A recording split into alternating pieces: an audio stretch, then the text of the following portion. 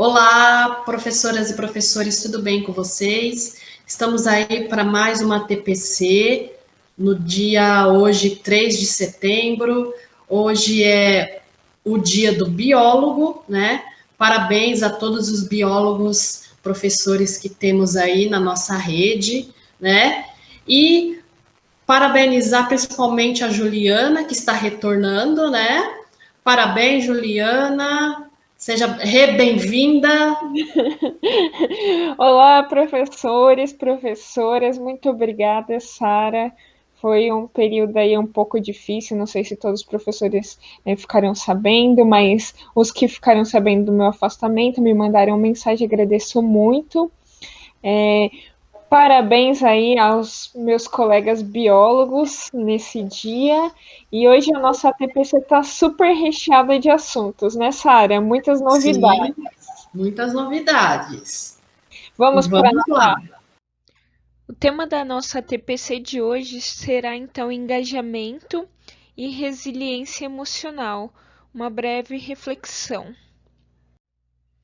Nossa pauta é essa daqui: considerações e reflexões sobre a TPC anterior, a sensibilização, que é uma prática de mindfulness, as competências socioemocionais, nesse caso, resiliência emocional, os tipos de engajamento comportamental, cognitivo e emocional. Vamos falar também, junto à equipe de matemática, sobre o programa de recuperação e aprofundamento, e deixamos aqui as nossas referências. Temos aí a avaliação do formulário da TPC do dia 20 de agosto, que foi o ATPC junto com a equipe de matemática. E a avaliação de vocês, ela continua entre ótima e boas. Tivemos aí uma pequena porcentagem de regulares. Tivemos algumas sugestões, algumas críticas, alguns pontos de atenção que é interessante nós considerarmos a partir de agora. Com relação às demandas, temos aí algumas demandas também, vamos a elas. As demandas mais recorrentes foram essas: ferramentas para melhorar as aulas, engajamento dos estudantes, dúvidas específicas com relação ao GeoGebra, formulários, encurtadores de link, nós respondemos via e-mail para alguns professores. Outra demanda seria plano de aula e uso de ferramentas adequadamente e projetos interdisciplinares envolvendo mídias digitais. Na TPC de hoje, abordaremos uma dessas demandas. Nas próximas ATPCs, priorizaremos outras. Por que priorizaremos? Porque as nossas ATPCs, a partir de agora, elas terão 90 minutos. E nós teremos aí que trazer a questão da recuperação e do aprofundamento. Então, realmente, nós vamos priorizar dentro do formulário, dentro das análises das respostas e das sugestões. Então, aguarde para as próximas ATPCs essas demandas. Vamos para a nossa sensibilização. Vamos fazer uma prática de mindfulness para iniciantes. A prática de mindfulness, ela utiliza como princípio as técnicas meditativas, que constam aí na atenção plena no momento presente. Esse processo, ele ajuda a desenvolver algumas competências socioemocionais. E é claro que já se tem evidências do impacto dessa prática na aprendizagem dos estudantes. Muitas escolas já utilizam essa prática antes do início das aulas. Falando das competências socioemocionais, dentro da macrocompetência de autogestão, o mindfulness trabalha o foco. Dentro da macrocompetência de resiliência emocional, ele ajuda no desenvolvimento da autoconfiança, do autoconhecimento e da tolerância. Então vamos lá, já que temos que praticar ter atenção plena no momento presente, vamos preparar o nosso momento agora. Sente-se confortavelmente.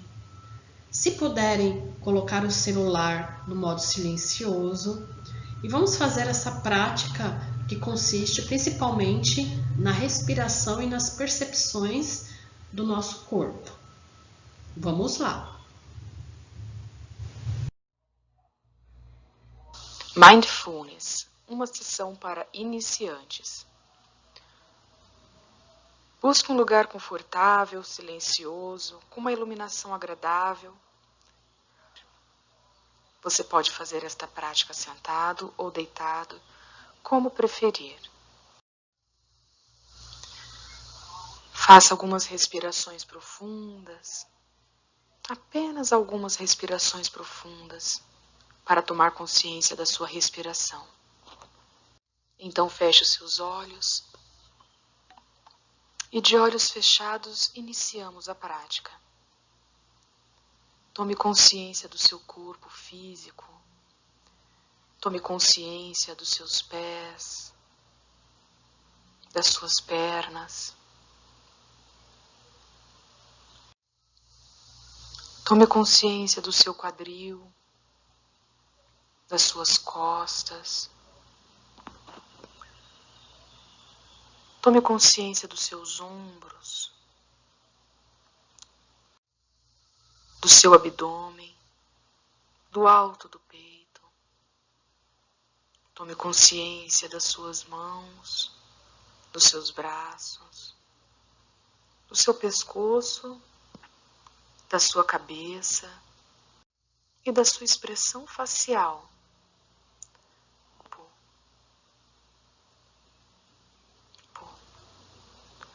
Tome consciência de todo o seu corpo, na postura em que você se encontra. Perceba o seu corpo como uma unidade.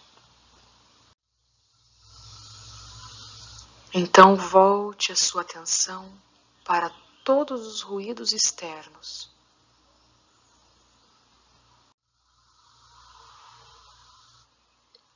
Permita que a sua mente vagueie de ruído para ruído,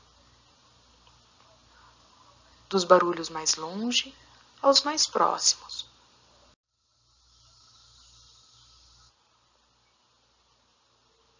Barulho por barulho.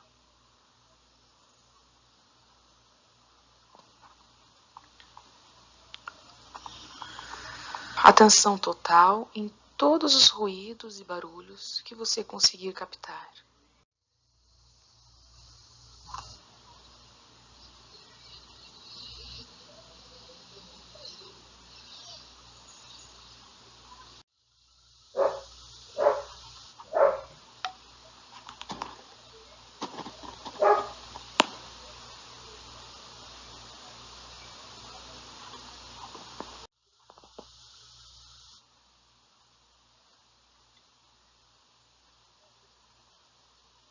Então, você vai buscar um ruído interno. Você pode começar com a sua respiração. Sinta a sua respiração, perceba como ela movimenta o seu corpo.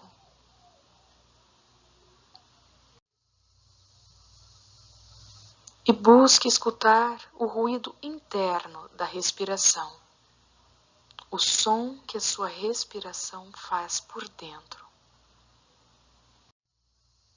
Pode ser que neste momento você sinta o seu coração bater. Perceba se você consegue escutar as batidas do seu coração. Não tente respirar profundamente. Não brigue com a sua mente. Se outros pensamentos, sentimentos, emoções vierem à tona neste momento, apenas o observe gentilmente e volte novamente a sua atenção para o som da sua respiração.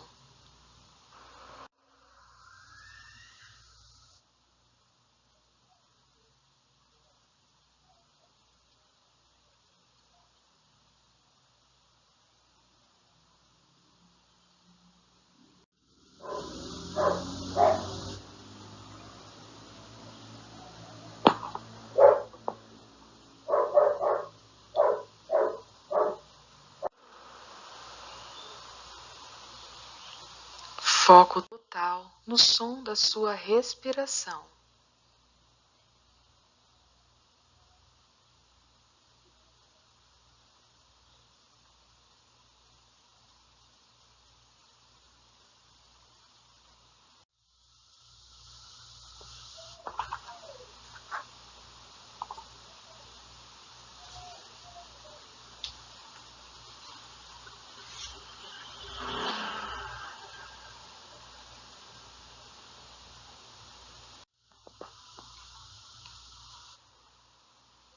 Aos poucos,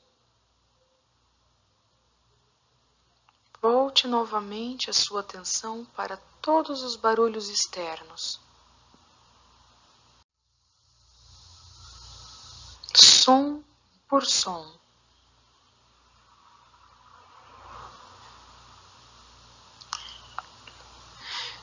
Perceba se surgem pensamentos, emoções, sentimentos.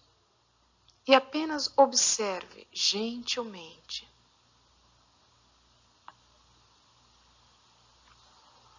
A prática de Mindfulness requer que nós aceitemos aquilo que vem de dentro, gentilmente.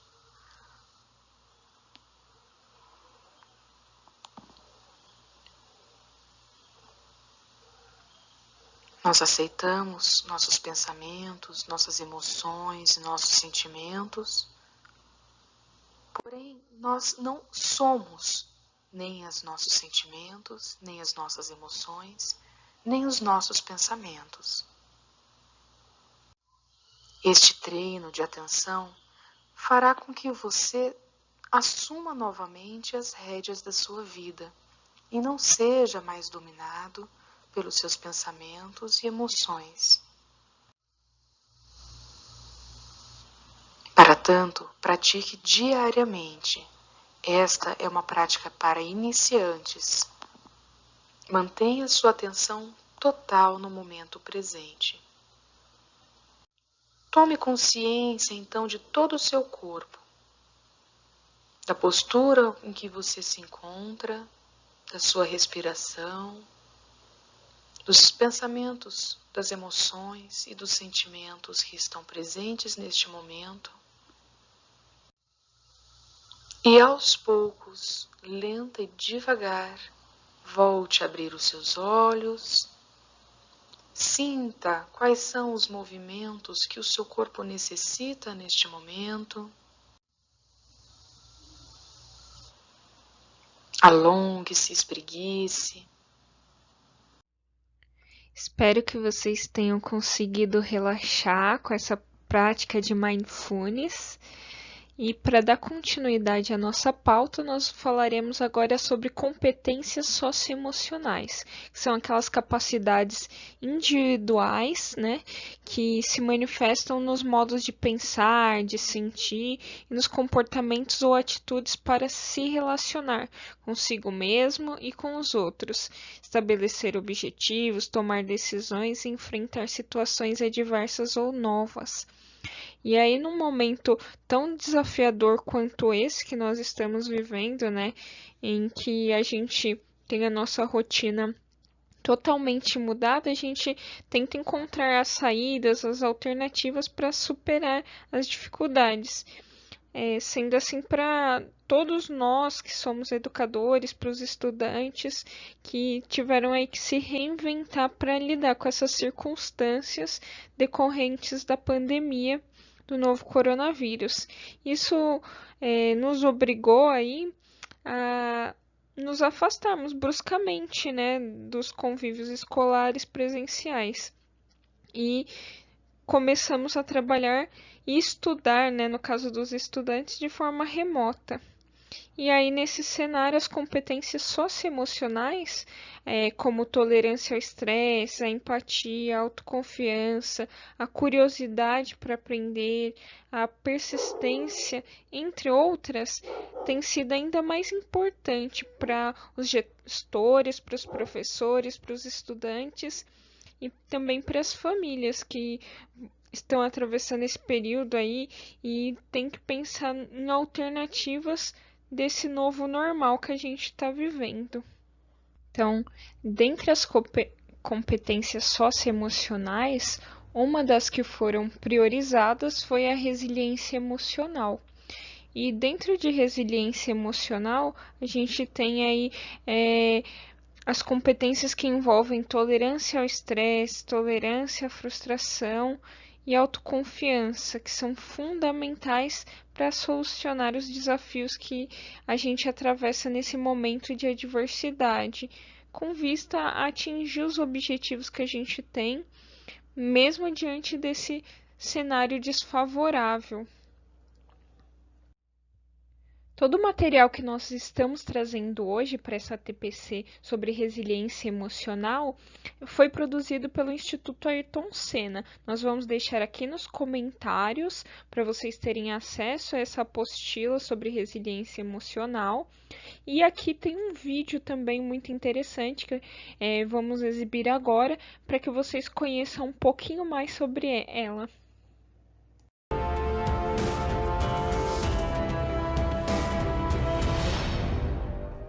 Vamos falar sobre resiliência emocional, uma das 5 macrocompetências socioemocionais que contribuem para o desenvolvimento pleno dos estudantes e, assim, para a educação integral.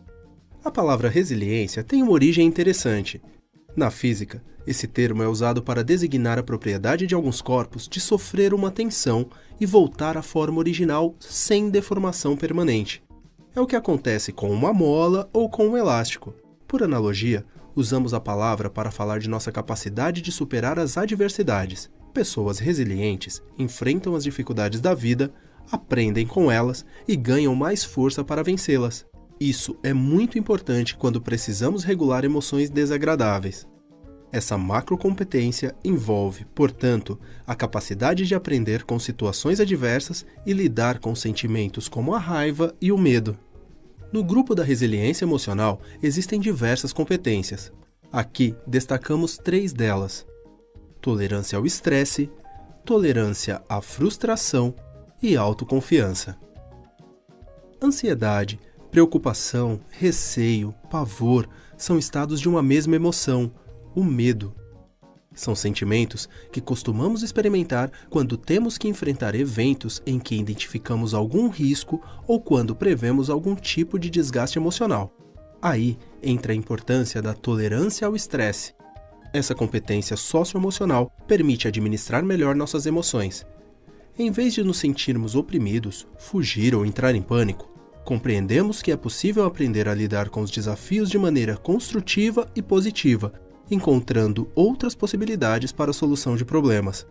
A segunda competência do grupo da resiliência emocional é a tolerância à frustração, que é a habilidade para desenvolver estratégias eficazes para regular a raiva, compreendendo a situação e lidando com as dificuldades. Muitas vezes, no dia a dia, expectativas não são cumpridas e obstáculos diversos aparecem. Sentir raiva é esperado e aceitável. O importante é não deixar que essa emoção se sobreponha à capacidade de encontrar soluções para os problemas. Além disso, é útil evitar uma atitude passiva ou indiferente em relação à situação que desencadeia a frustração. A autoconfiança pode ser definida como a capacidade de acreditar no próprio potencial para realizar alguma tarefa. Ela está associada a sentir-se bem com quem somos e com a nossa vida, mantendo expectativas otimistas sobre o futuro. Essa competência nos ajuda a colocar uma lupa nas coisas positivas, aprendendo com os contratempos e com as falhas. É como se houvesse uma voz interior que nos dissesse: sim, eu posso. Isso é fundamental para obter sucesso naquilo que fazemos. Confiar em si mesmo e conseguir tolerar situações estressantes e frustrantes aumenta a chance de a pessoa passar por obstáculos e superar adversidades. No contexto escolar, as competências de resiliência emocional bem desenvolvidas aumentam as chances de ingresso no ensino superior e costumam melhorar o desempenho acadêmico. Vale ainda destacar que o desenvolvimento das competências socioemocionais é um processo que exige vigilância, pois não é linear. O que as evidências mostram é que os resultados são mais efetivos quando professores e estudantes compartilham conhecimentos sobre a competência que está sendo trabalhada e quando focam o desenvolvimento em uma, no máximo 2 competências por vez, sempre levando em conta a individualidade de cada estudante.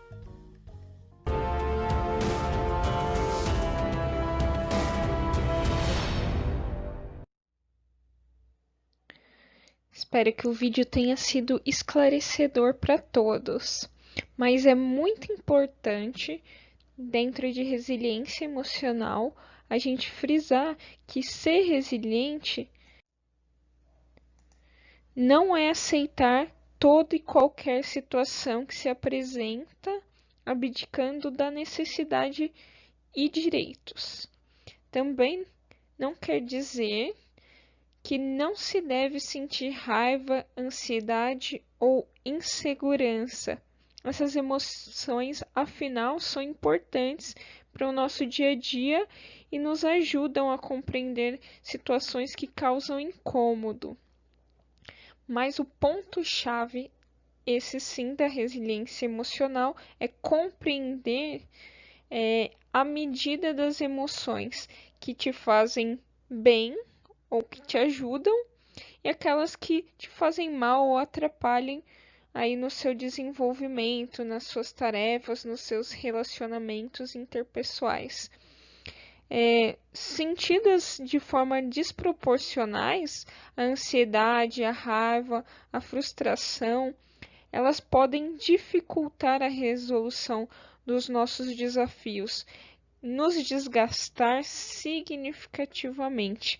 E quando nos equilibramos emocionalmente e a gente desenvolve a resiliência emocional, nós somos capazes de ver as situações com clareza, o que nos apoia para a gente ser assertivo, para a gente expor as nossas opiniões e a gente tentar modificar aquilo que nos desagrada. Quando falamos de resiliência emocional no fazer docente, está se referindo à capacidade do professor em regular as próprias emoções diante das demandas profissionais, e aí que nem está colocado a interação com o estudante, com a comunidade como um todo. E de modo aí não gerar esse desgaste que é totalmente desnecessário ao próprio professor e aos outros, né? Então, quando a gente pratica o autoconhecimento, quando a gente se torna capaz de reconhecer quais os estímulos, quais situações são potenciais aí desencadeadoras de estresse, a gente pode adotar estratégias de autorregulação, de autocuidado, que vão atuar como fatores de proteção para nós mesmos. Como um dos primeiros passos para desenvolver a resiliência emocional, tanto nossa quanto dos nossos estudantes, vai envolver o mapeamento das situações que podem gerar os estresses que a gente tem, podem gerar o desconforto que a gente tem, e isso varia muito de pessoa para pessoa. Então, no material que eu falei para vocês do Instituto Ayrton Senna, traz ainda como lidar com momentos de alta ansiedade. Antes de abordar esse tema específico, eu quero deixar para vocês que eles deixam atividades que podem ser feitas por nós, professores, e também com os alunos para alcançar a resiliência emocional, aí tentar alcançar, né? Então, aqui voltando, como lidar com momentos de alta ansiedade. Então, primeiro ponto, procure não se cobrar se não estiver conseguindo se acalmar nesse momento. Segundo, se for possível, busque um lugar tranquilo, sem muitas pessoas ou barulhos. Terceiro, lembre-se que, apesar de não parecer no momento, a ansiedade passa. Quarto, busque outros focos de atenção por meio de estímulos do ambiente. E aí ele traz uma dica bem prática aqui, que é observar ao redor e identificar 5 cores diferentes, 4 texturas que você possa tocar, 3 coisas que você possa ouvir, 2 coisas que você possa cheirar. Uma coisa que você possa experimentar com o paladar. A última dica é: faça respiração profunda, aumentando o tempo de expiração. E como dica prática, ele diz assim, ó: respire de forma consciente. Sente-se numa posição confortável, com os pés no chão. Inspire pelo nariz por 4 segundos. Segure a respiração com o pulmão cheio por 4 segundos. Expire lentamente pela boca durante 6 segundos.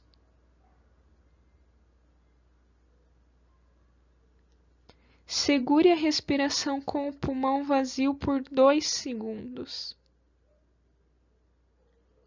Repita 3 vezes e depois observe os benefícios da prática.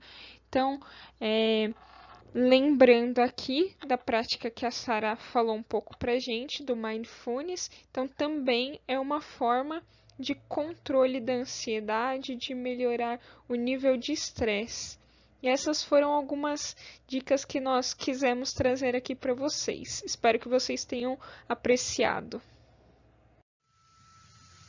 Bem, um dos temas da nossa TPC de hoje é engajamento escolar. Engajamento é uma palavra que está sendo muito difundida na área da educação, principalmente no momento que estamos agora. Então, a aflição, a preocupação nossa é de como engajar os estudantes. A abordagem que trouxemos hoje não é dizer como engajar os estudantes, porque não existe um padrão de como engajar os estudantes. E nem vamos dar dicas, porque alguns direcionamentos nas ATPCs anteriores foram colocados. Sentimos a necessidade de trazer essa temática para fazer um estudo, não um estudo aprofundado devido ao nosso tempo que temos, mas apresentar para vocês algumas considerações envolvendo esse termo. O termo engajamento, na verdade, apesar dele estar presente na área da educação, ele não é um termo da área da educação. Ele é um termo multidimensional. Ele tem aí componentes da sociologia, principalmente da psicologia. Tanto que ele é colocado como um construto, não como um conceito fechado, sólido. Fazendo uma breve pesquisa sobre construto, o que seria? Seria a construção mental criada a partir de elementos mais simples para ser parte de uma teoria. E dentro da psicologia, ele é objeto de percepção ou pensamento formado pela combinação de impressões passadas e presentes. Então, como nós não somos da área da psicologia, é um pouco complexo compreender algumas situações envolvendo essa temática. Mas o objetivo é trazermos esses estudos para termos um conhecimento e principalmente, a partir de agora, começarmos a refletir sobre as nossas práticas, sobre o contexto que nós estamos. Então vamos lá, trouxemos aí 2 artigos de 2 pesquisas que foram feitas com estudantes, por psicólogos, e vamos explorar aí alguns pontos. Então ele traz aí, primeiramente, um dos artigos, ele traz que o engajamento escolar é definido como a relação que se estabelece entre o aluno e uma atividade escolar. Esses autores, Friedrichs e Brumfield, eles foram utilizados pela SEDUC para trazer o conceito de engajamento para os materiais que estão vindo nesse processo aí, principalmente de recuperação. De acordo com esses autores, podemos ter 3 tipos de engajamento: o engajamento cognitivo, que trata da motivação para aprender. Uma motivação intrínseca, eu tenho aí estratégias de aprendizado, investimentos pessoais e esforços. Eu tenho também o engajamento comportamental, que refere-se a uma conduta positiva, observação e respeito às regras da escola e participação e iniciativa em atividades escolares.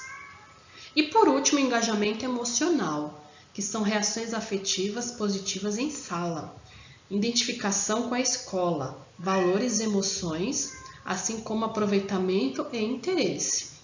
Então, esses autores, eles dividiram o termo engajamento em 3 dimensões: cognitivo, comportamental e emocional. É sobre eles que nós vamos debruçar agora um pouco. Vamos falar um pouquinho sobre o engajamento cognitivo. Então vamos lá, do que depende essencialmente esse engajamento cognitivo?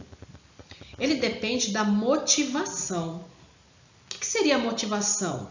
É um processo pelo qual uma atividade dirigida a uma meta é instigada e sustentada, considerando também as crenças do indivíduo sobre seus valores e capacidades.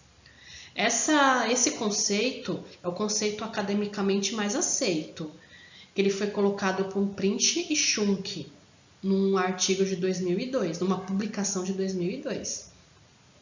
A motivação, ela se subdivide em 2 partes, em 2 dimensões.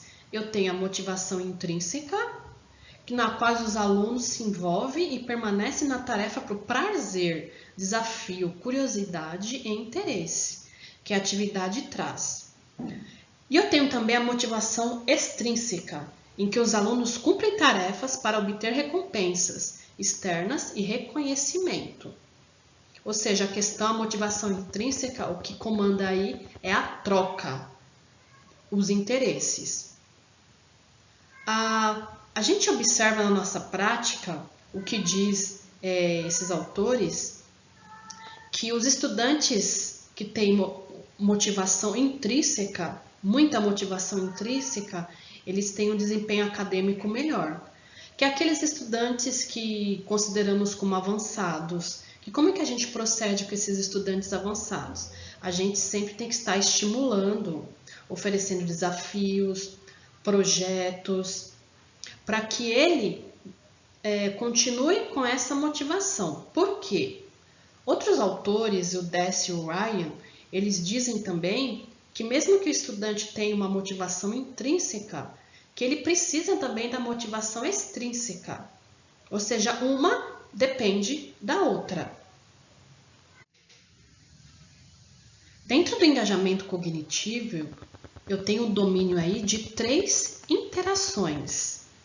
Quais seriam essas interações? Dentro de um processo de aprendizagem, eu tenho que considerar que o estudante ele interage com uma tarefa, que aí ele tem que ser persistente. Ele também interage no momento dessa tarefa com seus colegas, pois uma boa ou ruim relação entre os colegas influi na participação desse estudante nas atividades e nas aulas. E temos aí um elemento fundamental que são os professores, pois a proximidade é associada positivamente ao bom desempenho, dependência e conflito. São relacionados a dificuldades, pior desempenho acadêmico. Então, eu tenho aí 3 domínios que se combinam para eu ter o engajamento, propiciar, na verdade, num processo de aprendizagem, o engajamento desses estudantes. Vamos retomar agora aos 3 tipos de engajamento. No artigo é colocado que nos 3 tipos de engajamento eu posso ter indicadores, aspectos aí que sinalizam qual tipo de engajamento que eu estou tendo no processo de aprendizagem, na sala de aula, durante a aula, dentro de uma atividade. No engajamento cognitivo, eu posso ter indicadores de flexibilização na resolução de problemas, preferência por trabalhar estilos de trabalho independente, motivação intrínseca e preferência por atividades desafiantes. Temos aí uma observação muito importante, que na verdade o cognitivo a gente não tem como medir diretamente, então a gente infere através de comportamentos. No engajamento comportamental, eu tenho indicadores de conduta, que seriam envolvimento nas atividades, participação nas atividades, persistência, realização de tarefas de casa, seguir normas da escola, frequência às aulas e atenção. No engajamento emocional, eu tenho indicadores, autorrelato, que seria a sensação de pertencimento e identificação à escola, valores e emoções relacionadas ao ambiente escolar, às pessoas que ali trabalham e estudam. Grau de envolvimento em atividades da escola. Por exemplo, o aluno relata que sente felicidade, tristeza, tédio, frustração, raiva, entre outras emoções, que podem ser positivas e negativas. Agora vamos fazer uma interação. Essa interação será uma percepção sobre sua prática e atividades. Você vai refletir agora sobre o engajamento dos seus estudantes com as suas atividades, com as suas aulas nesse momento de ensino remoto e também no momento presencial. O link do documento ele está nos comentários. Vocês terão um tempo de 10 minutos para realizar essa atividade, que na verdade nós pensamos nessa atividade sob forma de rúbrica. Essa atividade, esse documento, quando vocês abrirem, ele terá os 3 tipos de engajamento e os indicadores mencionados no slide anterior. Vocês vão refletir aí, partindo da percepção de vocês, sobre cada indicador e assinalar a rúbrica que mais se adequa a esse indicador. Lembrando, vocês vão partir da percepção de vocês com relação às atividades. Futuramente, pode ser que vocês podem aplicar isso com os estudantes. Mas no momento, vamos partir dessa percepção e vamos discutir, depois desse tempo de 10 minutos, fica livre para vocês colocarem nos comentários o que vocês acharam sobre essa atividade, quais algumas percepções. Então vamos lá, tempo de 10 minutos.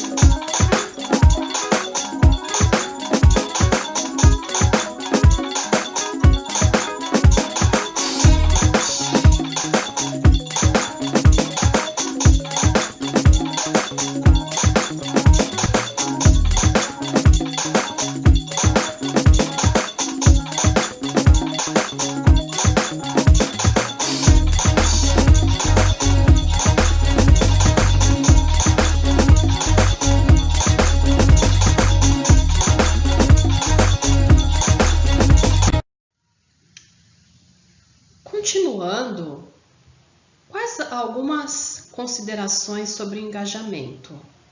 Em síntese, a literatura científica em relação ao conceito de engajamento escolar aponta que seja determinado por múltiplos fatores.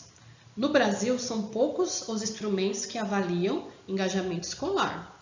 Um instrumento estrangeiro que foi adaptado para a realidade brasileira por Gouveia é a escala de engajamento escolar, que na verdade essa escala original ela é holandesa e foi elaborada por os autores Schoffele, Salanova, Gonales, Roman e Bakker, no ano de 2002. Vamos falar um pouquinho agora sobre essa escala de engajamento escolar, que a pesquisadora ela fez? Ela fez um estudo e ela trouxe dentro da psicologia que o modelo mais adequado proposto por Schauffele seria um modelo unifatorial. Esse modelo ele tem aí compreende 3 fatores de análise no processo de engajamento, que são o vigor, dedicação e absorção. O vigor no processo de engajamento, ele indica níveis altos de energia e resiliência mental, enquanto se realiza uma atividade, desejo de se esforçar na realização de algo, inclusive quando há dificuldades. A dedicação, quando ela é alta, simultaneamente ela tem sentimento de entusiasmo, orgulho e interesse na atividade a ser realizada. E a absorção indica concentração na atividade e dificuldade de se desconectar dela. Bem, a pesquisa, o artigo que estamos abordando, ele se chama Escala de Engajamento Escolar, Análise de Características Psicométricas. Essa pesquisa ela foi publicada em 2015 pela Ana Carolina Stelco Pereira e colaboradores. Então vamos lá. A amostra dessa pesquisa participaram 938 alunos do 6º ano à 1ª série do ensino médio, de 2 escolas públicas de São Paulo. O instrumento de avaliação foi um questionário com 17 itens, com escala de 0 a 6 pontos. A análise dos dados foi análise fatorial pelo método da verossimilhança, que é um método matemático que eles atribuem pontuações partindo de desvio padrão, e os itens mais recorrentes, uma análise tem uma pontuação maior.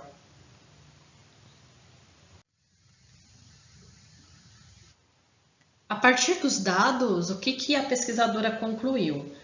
Que essa escala de engajamento ela é apropriada, ela evidenciou o engajamento emocional dos estudantes, dessa amostra de estudantes. Ou seja, os estudantes eles têm sim um engajamento emocional com a escola. Eles valorizam a escola, porém, eles não se engajam nas atividades escolares. Para muitas atividades, eles não demonstram nem interesse e nem esforço. Temos aí um outro estudo sobre engajamento escolar. Esse estudo ele traz aí o viés dos valores humanos. Então, a autora Gouveia, que também é uma pesquisadora na área da psicologia e estuda sobre engajamento, ela diz que os valores humanos eles influenciam no desempenho acadêmico dos estudantes. E ela traz aí um dos fundamentos para a pesquisa, a teoria funcionalista dos valores humanos. Que essa teoria ela traz funções e subfunções que estão relacionadas com o comportamento humano, e essas funções e subfunções elas estão relacionadas também com o engajamento dos estudantes com as atividades e com a escola. Então vamos lá. Para o autor Rocket, os valores humanos também são construtos. Eles que explicam as diferenças entre as pessoas, culturas, grupos e nações. Esses valores eles podem ser internalizados e tornar-se conscientes ou inconscientes. Eles podem ser também um padrão para guiar as condutas humanas. O mesmo autor ele criou um modelo que ele divide os valores em dimensões funcionais. Essas dimensões elas estão distribuídas em 2 eixos. No eixo horizontal temos aí os tipos de orientação que guiam as ações humanas, e no eixo vertical nós temos aí elementos motivadores que expressam as necessidades. Temos aí então um quadrante que sintetiza o modelo do autor em questão. No eixo horizontal, como ele disse, temos aí as orientações que guiam as ações humanas. São 3. São as orientações sociais, que estão relacionadas mais com o interpessoal, por exemplo, viver em comunidade. As orientações pessoais, que estão relacionadas mais com o intrapessoal, são valores mais individuais. Temos aí as orientações centrais, que são tipos de referências, tanto pessoais quanto sociais. No eixo vertical, como ele disse, temos aí os motivadores que expressam as necessidades, que são aí as duas funções, materialista e humanitária. Dentro de cada função, temos aí as subfunções para cada um dos guias que orientam as ações humanas. Por exemplo, na função materialista, temos aí a subfunção normativa, que está relacionada com as regras e normas. Logo, para se viver em sociedade, em comunidade, é necessário respeitar regras e normas.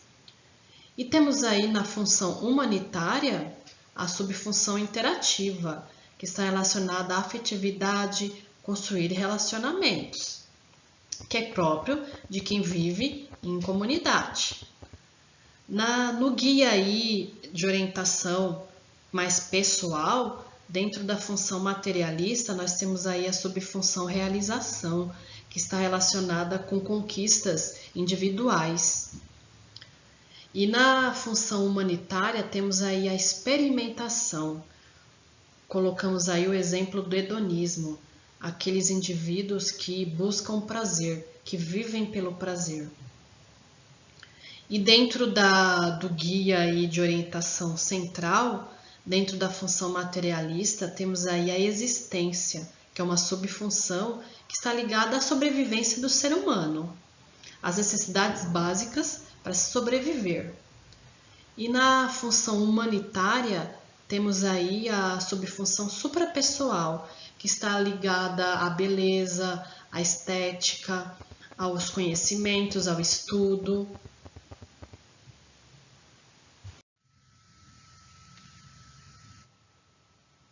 Então vamos lá. Os autores desse artigo, a pesquisa que eles realizaram foi similar à do artigo anterior. A amostra deles também teve alunos de escolas públicas. O instrumento que eles utilizaram também foi um questionário, só que o questionário deles, eles agregaram aquelas funções e subfunções dos valores humanos. A análise de dados também ela foi semelhante, utilizaram os mesmos procedimentos e eles tinham uma pergunta inicial: em que medida os valores humanos predizem o engajamento escolar? Então, a pesquisa ela chegou a uma das conclusões, que o engajamento ele está relacionado com as subfunções suprapessoal e existência, dentro dos valores centrais, que as pessoas que têm esses valores em alto grau, elas tendem a serem mais engajadas, apresentando uma alta dedicação, vigor e absorção frente às atividades acadêmicas. Isso sugere que o engajamento escolar tende a ser elevado quando o estudante possui como princípios, guias e valores da subfunção existência, sobrevivência, estabilidade pessoal, maturidade e conhecimento. Vamos para algumas reflexões acerca do tema. Vamos a alguns questionamentos. Na sua escola, quais os engajamentos que predominam? Partindo aí das reuniões de ATPC, nas discussões com os colegas, até mesmo na interação que vocês fizeram há pouco, é possível priorizar alguns engajamentos? O aluno traz consigo valores humanos já internalizados e outros que precisam ser construídos. Quais valores precisam ser construídos? Pensando em engajamento, em melhorar o engajamento? Sabemos aí que as famílias têm papel fundamental nesse processo. Seria muito bom se elas participassem integralmente. mas a nossa realidade é muito diferente. Aí que entra o papel essencial da escola. Como é que a escola atua no desenvolvimento desses valores? Pensando aí nos engajamentos, os engajamentos seriam uma tarefa individual ou coletiva? Olá, pessoal. Agora vamos falar sobre o nosso programa de recuperação e aprofundamento. A Ju vai começar as slides? Bom dia, boa tarde ou boa noite, dependendo de que hora você está assistindo. Então, nós estamos aqui da equipe de Ciências da Natureza e de Matemática para falar um pouquinho sobre esse programa que já começou a ser compartilhado aí conosco no dia D. Então, tá aparecendo, gente, os slides? Então, esse programa ele foi baseado aí nos feedbacks que a secretaria foi recebendo, né? E também ele tem um entrelaçamento a respeito da pretensão da volta às aulas. Então, o programa ele tem foco nas habilidades essenciais, que nós já fomos conhecendo ao longo dos bimestres anteriores, e ele tem o intuito de garantir que a aprendizagem seja feita de forma mais bem estruturada possível. E esse é um ciclo que vai ser contínuo deste ano para o ano que vem. Então, para que fosse construída essa política, foram feitas baseadas, claro, nas aprendizagens aí que foram de 2019, então das políticas de recuperação do ano de 2019 e também nas escutas aí de nós, PCNPs, dos supervisores e um mapeamento das práticas que têm sido desenvolvidas pela rede ao longo aí desde o começo da pandemia em 2020. Então, para isso, pensou-se nesse processo aí do programa de recuperação e aprofundamento. Passo a palavra. Isso aí, assim como a Ju falou, a escuta, né, foi feita no ano passado, em dezembro do ano passado, nós respondemos um questionário, né, foram 2.409 professores, entre professores, PCs, professores, PCNPs e supervisores, e responderam sobre o material aprendizado. Então, 36% das pessoas, né, do público que responderam esse questionário, disseram que o material é um material de excelência. E 44% responderam que o material seria um material adequado. Então, baseando-se nesse relatório, nesse questionário, a secretaria desenvolveu esse projeto e aprofundou o material Aprender Sempre, assim como vamos ver nos próximos slides. Passo a palavra. Olá, pessoal, tudo bem? Então, prosseguindo com esse plano de recuperação, vamos refletir um pouquinho agora sobre o currículo. Como que o currículo ele vai ser trabalhado nesse movimento? Pode passar, Ju? Então, vamos lá. A palavra de ordem nesse processo é priorizar. Por quê? Como a gente já sabe, nós ficamos aí 6 meses no ensino remoto e nós temos aí um prejuízo na aprendizagem. Só que esse prejuízo ele não vai ser recuperado em 2 meses, em 3 meses. Ele vai ser recuperado num longo tempo. Então, por isso que ele coloca ali no finalzinho, ó, que ensinar o mesmo conteúdo em menos tempo, sem que haja as devidas condições, pode também ter um impacto negativo. Por isso que, a partir de agora, tomando como por base o currículo paulista e o currículo oficial, nós teremos que priorizar habilidades, priorizar objetos de conhecimento para conduzir aí esse processo de recuperação. Próximo slide, Ju. Vamos lá, como vai ser esse movimento?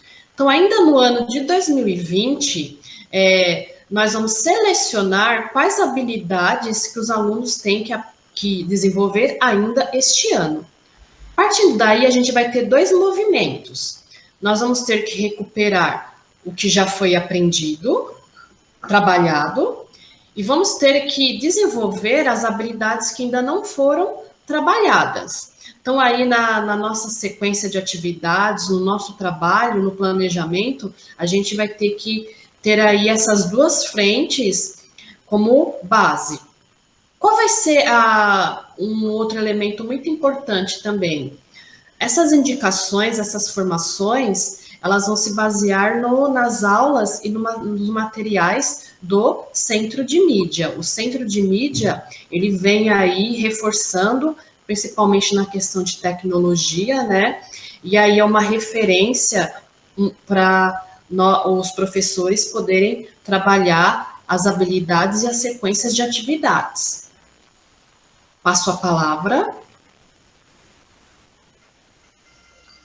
Muito bem. Aí dentro desse plano de retomada, nós vamos ter alguns tipos de alguns recursos didáticos que eles vão ser desenvolvidos, né? Que eles vão ser entregues para que nós possamos trabalhar com esses recursos.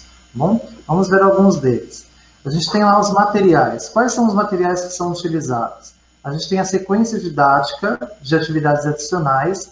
Essas sequências didáticas de atividades adicionais vão ser exclusivamente de português e matemática. Bom, qual vai ser o foco dessas atividades?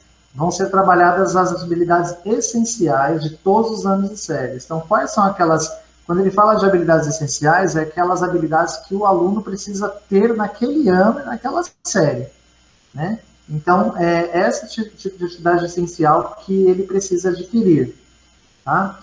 Também a gente tem os materiais regulares e complementares. Esses serão para todos os componentes curriculares.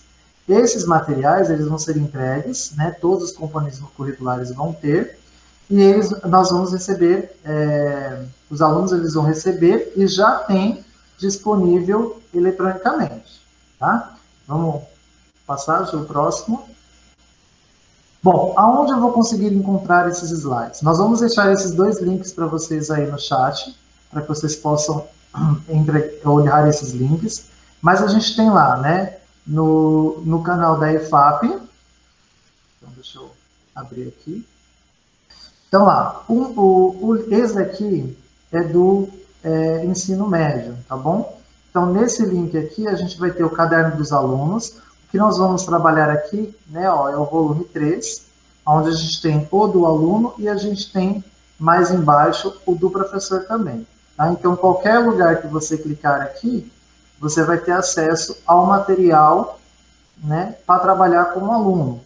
Esse material é bom que até você vai poder trabalhar eletronicamente com os alunos aqui. Tanto do fundamental, do ensino médio, quanto do fundamental também. Do fundamental, então também, mesma forma, a gente tem todos os volumes, né? O volume 3 é esse volume da recuperação, né? Tanto português quanto matemática está aqui, também tem o caderno do professor. Então, nós temos aí o acesso tanto dos alunos quanto dos professores também. Olá, pessoal. Então, ó, vamos agora falar um pouquinho sobre as avaliações, né? Tanto as diagnósticas e formativas. Pode passar, Ju. Então, aqui, como nós, né, temos há alguns anos, temos as nossas provas impressas, né, irão continuar as provas impressas, e agora com todos os anos de série, temos que serão focados, né, nas habilidades essenciais em português e matemática. A novidade agora é essa avaliação de fluência leitora, que será digital, né, para o aplicativo, que já tem, né, para o segundo e terceiro aninho, e agora a novidade é que vamos ter também para o sexto ano do ensino fundamental.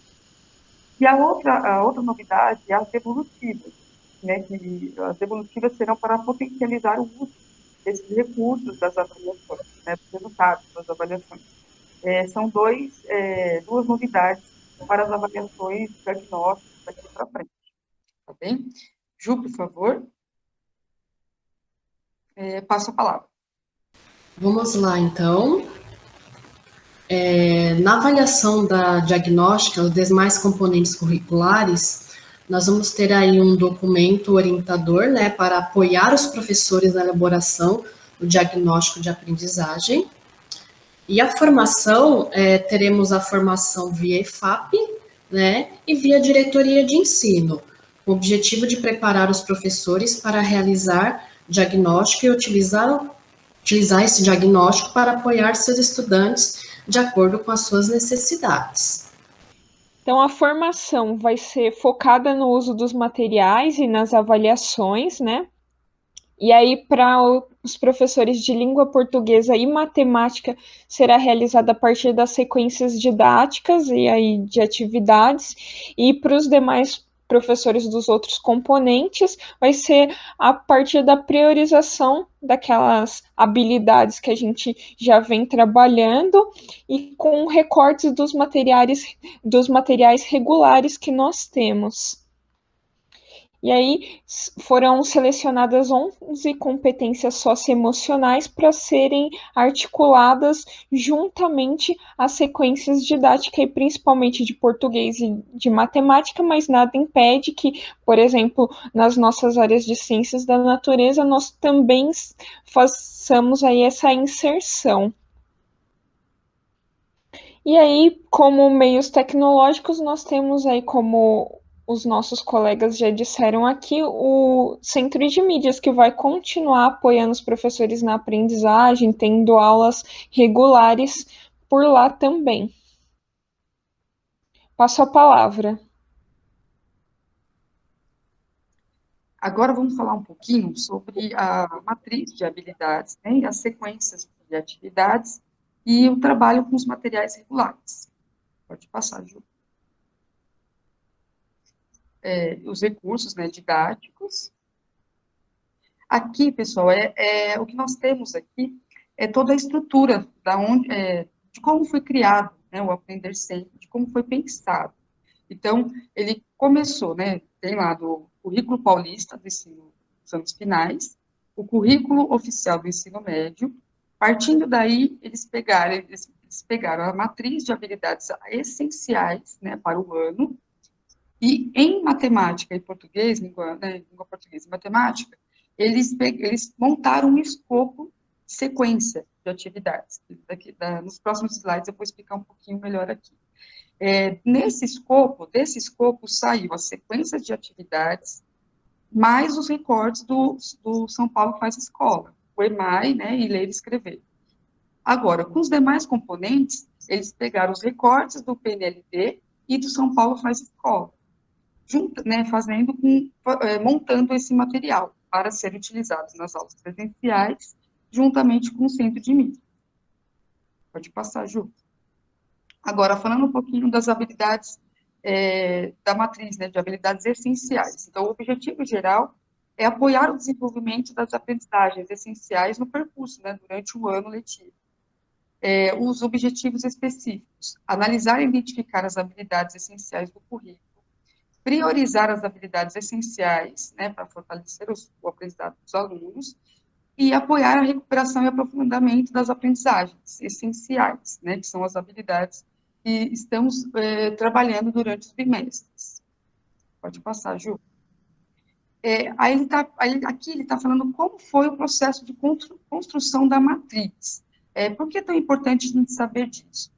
Para saber de onde foi criado esse material e entender o porquê que existem essas habilidades e por que elas são essenciais. Tá? Então, eles tiveram a base de análise sobre o SARESP do ano passado, os resultados do SARESP do ano passado, mais os resultados das avaliações de aprendizagem, diagnóstica desse ano. Então, eles juntaram essas informações e conseguiram ter uma base de habilidades, né, que os alunos precisam. O segundo ponto, a categoria de análise. O que eles fizeram?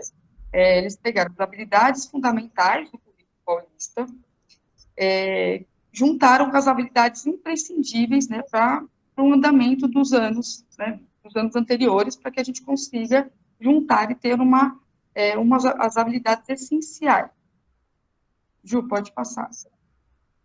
Agora, falando um pouquinho do escopo de sequência. O escopo de sequência é onde ele indica, né, a indicação da indicação planejada do que será abordado durante as sequências didáticas durante as aulas. Então, temos lá, para que existe esse escopo? Ele auxilia na distribuição, né, da matriz, ele permite analisar o progresso, né, das habilidades, ele garante a análise, o alinhamento, né, entre uma aula e outra. Então, por isso que é tão importante a utilização do material na sequência que ele está, né, porque ele vai garantir, ele sai de uma aula, já vai entrar na outra aula numa sequência. Então, uma aula depende da outra, a gente não pode usar uma aula aqui e depois usar o final. Então, o material ele foi criado, ele foi pensado e analisado de uma forma, né, estruturada, de uma forma onde temos que utilizar ela na sequência. E também ele facilita o processo de leitura crítica, né, e avaliação de qualidade. Pode passar, Ju. As sequências didáticas. Então, cada sequência, né, cada ano, lá, os anos finais, nós temos 10 sequências para os anos iniciais, 8 sequências para os anos finais e médio. Pode passar, Ju. E dentro dessa sequência a gente tem o quê? Os objetos de conhecimento, né, as operações cognitivas e a estrutura, tá? Então, ele foi criado nessa linha. Pode passar, Ju. Falando um pouquinho dessa sequência, eles colocam aqui para nós, né, o objeto de conhecimento. Temos desse objeto de conhecimento, nós sabemos que existe uma habilidade essencial para que esse objeto de conhecimento a gente consiga atingir. Então, temos a habilidade essencial. Dentro da habilidade essencial, a gente também existe aquela habilidade de suporte. O que seria a habilidade de suporte? É a habilidade que o aluno tem que vir com ele. Então, são habilidades de anos anteriores. E ele precisa dessas habilidades dos anos anteriores para que ele consiga atingir a habilidade do ano que ele está, que é a habilidade essencial. Então, nesse exemplo, frações do 6º ano, a habilidade essencial é de compreender e comparar e ordenar frações. Essa é a essencial, que é a do ano e série. Agora, ele precisa, né, de habilidade de suporte de anos anteriores, ele precisa do 4º aninho, lá no 4º aninho, ele já aprendeu lá ler um número racional. E no 5º aninho, ele também aprendeu o quê? A identificar e representar frações. Se ele chegar no 6º aninho sem ter essas duas habilidades de suporte, ele vai ter mais dificuldade para o aprendizagem, para ter, né, essa habilidade, que ele consiga concluir essa habilidade no 6º ano. Tá? Esse é um exemplo. Porém, com as atividades, né, uma sequência didática que vem no material do Aprender Sempre agora, ele vai estar linkado. Então, ele sempre vai ter a volta dessas habilidades para que ele consiga avançar. Então, vocês vão observar que o material, na hora que vocês pegarem o material, derem uma lida, derem uma estudada nele, vai ter essas habilidades de suporte antes, para depois você chegar na habilidade essencial do ano de série que ele está. Ok? Pode passar, Ju. Aí o material, foi o que eu acabei de dizer, dando uma especificação aqui do material de como será utilizado lá. Então, tem lá a sequência 2, aqui a atividade 2, que é da pizza, né? Então, ele tem que identificar dentro da pizza e representar a fração. Ok? Ju, pode passar. No material, ele tem uma estrutura que é muito bacana, né? Um diferencial dos outros materiais que a gente já vinha estudando, né? Do material do ano passado, por exemplo, da estrutura. O que ele vem dessa vez? O que ele tem agora? Ele tem, para os anos finais e médios, ele tem lá o iniciando. O que é o iniciando? É o início da conversa. É como você, professor, vai interagir com o seu aluno, iniciando a conversa com ele. Tá? Depois ele tem o quê? O desenvolvendo. Então, vocês vão observar que no material vai ter lá o iniciando, toda a estrutura de iniciar uma conversa com o aluno sobre a habilidade, vai ter o desenvolvimento, né, que é todo o desenvolvimento, as atividades, e o finalizando. Então, toda e qualquer aula, toda e qualquer sequência, teremos o início, o meio e o fim. Então, teremos que utilizar isso no início, conversando, desenvolvendo ele e finalizando essa aula com esse aluno, tá? Para amarrar aquela habilidade. Com isso, vocês vão conseguir entender e ter a dimensão daquela aula, se ele realmente entendeu o que foi proposto naquele momento. Ok? Passo a palavra. Bem, vamos lá falando dos documentos orientadores, né? Nós temos aí, virá um documento orientador com sugestões, como trabalhar as habilidades essenciais do primeiro e segundo bimestre a partir de aulas já gravadas anteriormente no Centro de Mídias, para serem desenvolvidas conforme o diagnóstico da aprendizagem. Temos aí novamente o Centro de Mídia, né, como referência. Terão também novas aulas ao vivo no Centro de Mídia, com as habilidades essenciais para recuperar, metodologias diferenciadas, atividades mais práticas e que permitam aprofundamento. Então, o Centro de Mídias aí, além da formação da EFAP, além da formação da diretoria, as aulas do Centro de Mídia, todos os componentes, elas virão com esses elementos. Retomada das habilidades anteriores à medida que se avança nas habilidades, também nas aulas do Centro de Mídias e presenciais. Próximo. Então, temos aqui um exemplo do movimento das habilidades até chegarmos na habilidade essencial que se deve trabalhar. Nós temos que lembrar que todo o processo de recuperação e aprofundamento, ele tem o nosso currículo como norteador, e falando de currículo, nós temos que pensando em habilidades, a gente tem que pensar no movimento de progressão das habilidades. E a gente tem que considerar isso nesse processo. Então, esse exemplo aqui, ele é um exemplo envolvendo o componente de ciências até chegar no componente de química.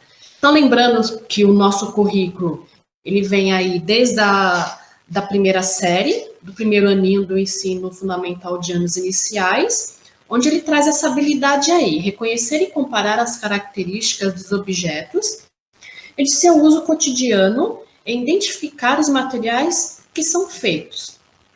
A partir daí, eu tenho um movimento dessa habilidade, a progressão dela, indo lá para o segundo aninho, onde eu tenho duas habilidades. Identificar de que materiais e objetos utilizados no dia a dia são feitos metal, madeira, vidro, entre outros. Como são utilizados e pesquisar informações relacionadas ao uso desses objetos no passado.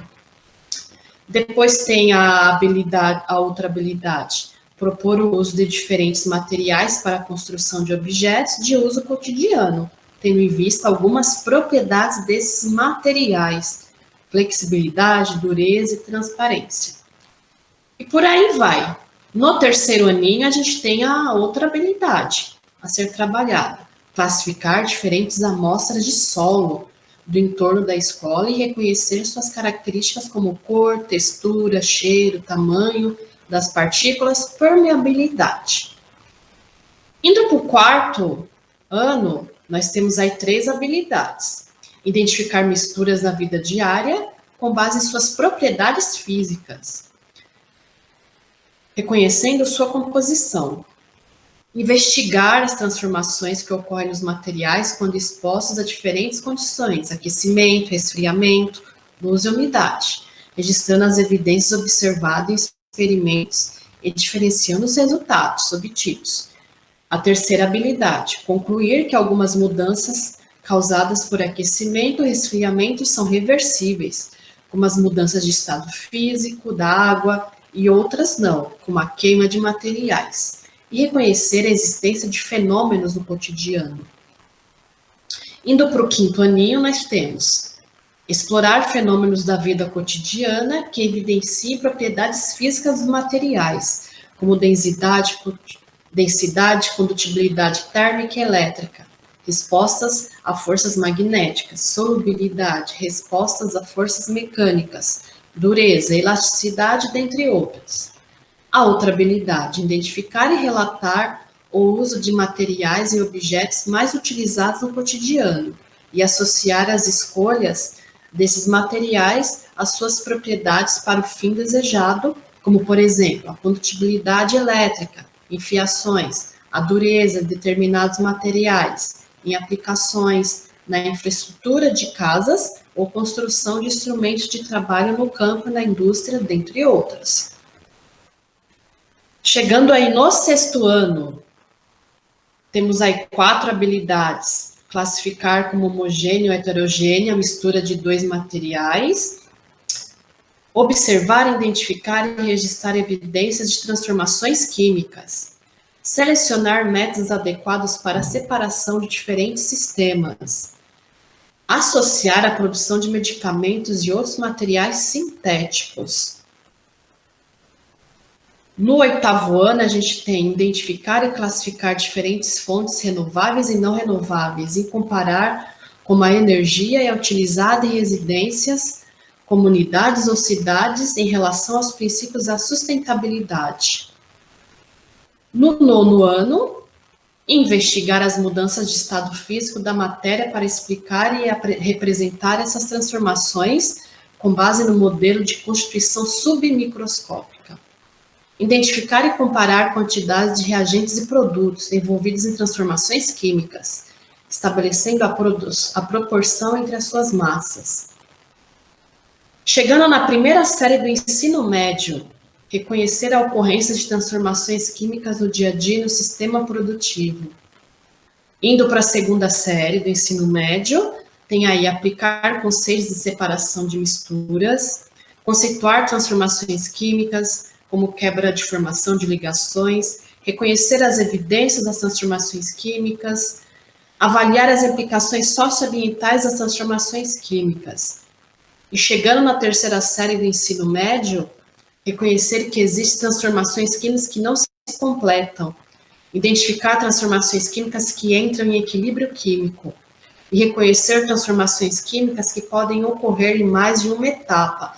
Ou seja, percebam que dentro do componente da unidade temática matéria e energia, a gente foi resgatando desde o 1º aninho até a 3ª série do ensino médio, considerando aí a progressão das habilidades.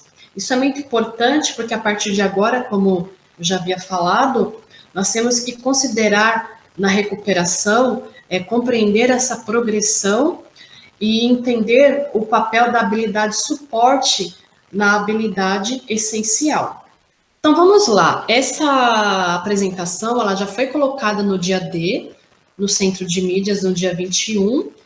E esse exemplo que foi transposto para o componente de química, ele vale para todos os componentes, que é física, ciências, biologia, da área de ciências humanas. Então, é a mesma lógica das sequências do material Aprender Sempre. A sequência de atividades, elas vão ser divididas em 3 momentos, né? A ativação inicial, como já foi dito, que é o momento que nós fazemos a sensibilização, levantamento de conhecimento prévios, uma contextualização do tema e é colocado o objetivo da aula. O desenvolvimento da aula, da sequência em si, né? Organizando os tempos e os espaços e as intervenções pedagógicas. E, por último, finalizando, que é onde nós fazemos a sistematização dos objetos de conhecimento e a verificação do objetivo da aula, se ele foi atingido. Próximo. Foi colocado um exemplo de uma aula do Centro de Mídias, de Química da 1ª série do ensino médio, onde ele traz o tema aí, ele traz a questão como sugestão, no momento de ativação inicial, algumas questões. Qual interações vistas nos experimentos pode ser classificadas como transformação química? Partindo aí de um experimento, né? Quais foram as evidências observadas? Após o levantamento prévio do conhecimento do estudante, retomar as 3 interações mostradas, indicando que para ser classificada como transformação química, a interação deve ter a formação de uma nova substância, refazer a pergunta e comparar as respostas dadas, nos 2 momentos. Próximo. Como é que será o desenvolvimento dessa atividade? A sugestão que foi colocada. Solicitar que os estudantes observem ao seu redor e liste 3 transformações químicas, identificando evidências de formação de novas substâncias. A partir das respostas, exemplificar quais interações são transformações químicas e quais são transformações físicas ou mudança de estado. Exemplo, cozimento do ovo, mudança de cor, gosto, textura, devido ao fornecimento de energia, mudança na composição. É um exemplo de transformação química. Evaporação da acetona é um exemplo de mudança de estado. Próximo. Finalizando, ele traz aí a sugestão, partindo do tema transformações químicas na natureza e no sistema produtivo, na atividade 1, temos aí a produção do etanol, que ele coloca aí uma sequência de itens interessantes para serem trabalhados. Então, ele é colocado como sugestão. Espera-se que os estudantes reconheçam a ocorrência de transformações químicas na etapa de fermentação, no qual o melaço é transformado em etanol 14%, e a ocorrência de transformação física ou mudança de estado na etapa de destilação, onde ocorre a diminuição da quantidade de água no etanol. Ele traz aí como componente também propor a correção coletiva e socialização dos registros produzidos, trazendo as intervenções necessárias para contribuir com o desenvolvimento da habilidade. Ou seja, esse exemplo, ele já está no material, né, do São Paulo Faz Escola, foi um tópico de uma aula do Centro de Mídias, né, e é um exemplo que é colocado, sendo transposto para a lógica do aprender sempre. Aí vamos falar um pouquinho agora da lógica do entrelaçamento da sequência de atividades 1 da primeira série do ensino médio de Química. Ela traz aí como habilidade essencial reconhecer a ocorrência de transformações químicas no dia a dia e no sistema produtivo. Qual é o objeto de conhecimento? Transformações químicas na natureza e no sistema produtivo. Qual é a habilidade de suporte? É uma habilidade do 9º ano, que é identificar e comparar a quantidade de reagentes e produtos envolvidos em transformações químicas, estabelecendo a proporção entre suas massas. Relação com o material regular. A relação com o material regular está contemplada no São Paulo Faz Escola, primeira série do ensino médio, volume 1, atividade de produção do etanol. Então, lembrando desse movimento, que se eu tenho essa habilidade essencial para ser desenvolvida, eu tenho que pensar lá atrás, qual as habilidades de suporte para essa habilidade, e por aí vai. Próximo. Ressaltando a importância do trabalho pedagógico integrado, né? Após a realização das formações introdutórias, de recuperação e aprofundamento. Então, esse mês de setembro, na verdade, a partir dessa semana, nós estamos iniciando as formações para esse processo, e à medida que for inicializadas essas formações, teremos aí o desenvolvimento, a realização do diagnóstico no nosso retorno presencial, e a partir daí, o desenvolvimento das sequências de atividades de recuperação. Passo a palavra. Então, pessoal, agora vamos falar sobre o movimento, né, que o programa trouxe. Então, nós temos lá os materiais que irão apoiar, né, o avanço na aprendizagem, as formações que trarão metodologias ativas e o uso pedagógico das avaliações. E as avaliações para inferir a aprendizagem, né, a gente vai, ali onde está a finalização, se o aluno realmente, o que ele aprendeu. Pode passar, Ju. A coerência aqui, né, como foi estruturado. Então, essa semana, né, a partir de segunda-feira, já começou a formação dos formadores sobre a sequência 1. Na semana seguinte, então, semana que vem, terá a formação dos professores sobre essa sequência 1 nas ATPCs. Depois disso, no retorno, teremos a avaliação diagnóstica, e após a avaliação diagnóstica, iremos trabalhar a primeira sequência. E aí, será feita a engrenagem começa. Então, começou com a formação dos formadores sobre a primeira sequência, depois a formação dos professores, a avaliação diagnóstica e o trabalho com os alunos. Aí vem a formação dos formadores sobre a sequência 2, a formação dos professores, o trabalho com os alunos sobre a sequência e, por fim, a avaliação formativa. Lembrando que esse material, o programa, ele foi montado para o retorno, tá certo, gente? Então, nós estamos aprendendo, nós estamos nos preparando para uma possível volta, que ainda, né, teremos que verificar aí o cronograma da secretaria. Mas estamos nos preparando para o retorno. Então, vamos ficar calmos, que teremos bastante formação ainda, para que a gente consiga dar um andamento para os trabalhos e desenvolver esse trabalho de uma forma tranquila e que realmente dê frutos para todos. Espero que até aqui vocês consigam, eu tenho entendido, né, todo o processo, tenho compreendido, tenho ficado com um pouquinho mais de calma, que é isso que a gente quer passar para vocês, que o programa é um programa bacana, vem com bastante novidades, porém, iremos, com as formações, teremos maiores esclarecimentos para todos. Agora, vamos continuar com o nosso ATPC. Temos aí as nossas referências, né? O material do Instituto Ayrton Senna, como desenvolver competências socioemocionais. Os 2 artigos citados, engajamento escolar, explicação a partir de valores humanos, que está disponível nesse link. E escala de engajamento escolar, análise de características psicométricas. Os links da atividade de interação estará nos comentários e a lista de presença estará na descrição do vídeo.